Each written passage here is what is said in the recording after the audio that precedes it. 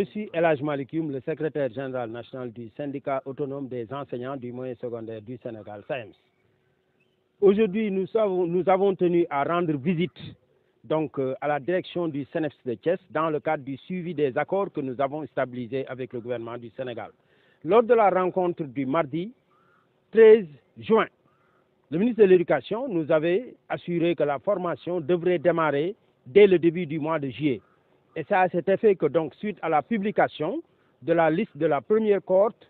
de MEPS qui seront formés, nous avions jugé nécessaire de venir voir comment les choses vont se passer ici au niveau de la direction du CNEPS et convenir avec eux sur un certain nombre de modalités qui portent naturellement sur les aspects techniques de cette formation. Et nous avons été rassurés, après avoir échangé avec la direction du CNEPS de Thiès, sur ces modalités pratiques-là qui porteront naturellement d'abord sur une formation en ligne.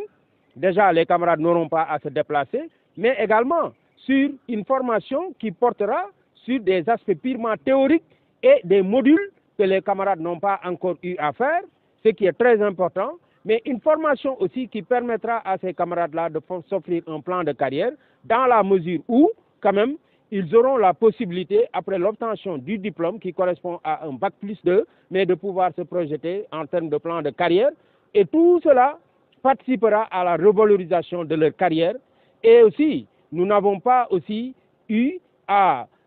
manquer d'informations par rapport au niveau quand même des inscriptions qui est jusque-là très faible. Et c'est pourquoi nous demandons aux camarades de s'inscrire parce qu'au moment où nous sommes, on peut dire que le taux qui nous a été communiqué est extrêmement faible par rapport au nombre de 372 qui est le nombre quand même de camarades qui devront subir cette formation dans le cadre de la première cohorte. Donc nous appelons les camarades à s'inscrire